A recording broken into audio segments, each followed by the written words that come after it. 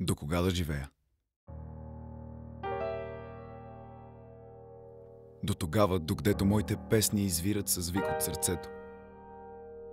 Докъдето душата избухва с песни и властно ме жарят възторзи чудесни. Докъде в час потаен скръпта ме обзема, тъй тъмна и мрачна. Сякаш само над мене тежи като участ светът ни прокълнат. И от смътни идеи само аз съм погълнат.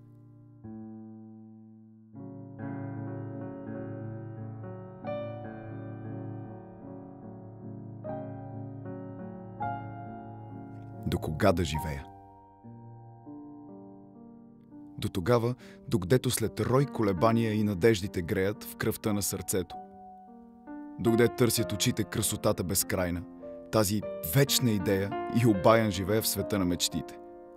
Свят на мене подвластен и създаден от мене, бликнал в толкова песни, все красив и нетленен.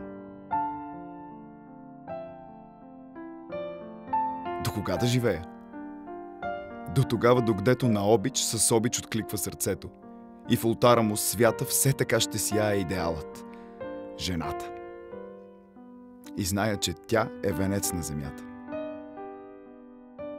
До кога да живея? До тогава, докъдето стрелите въпроси пронизват сърцето с безброй удари остри. Докъдето почивка ни за миг не подира и световната мъка плътта ми раздира.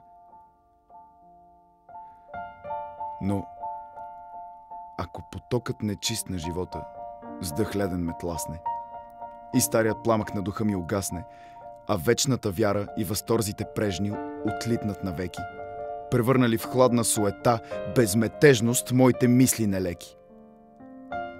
Ако пак в час потаен не строи от сърцето и устата не леят пак песен, надежда, защо да живея?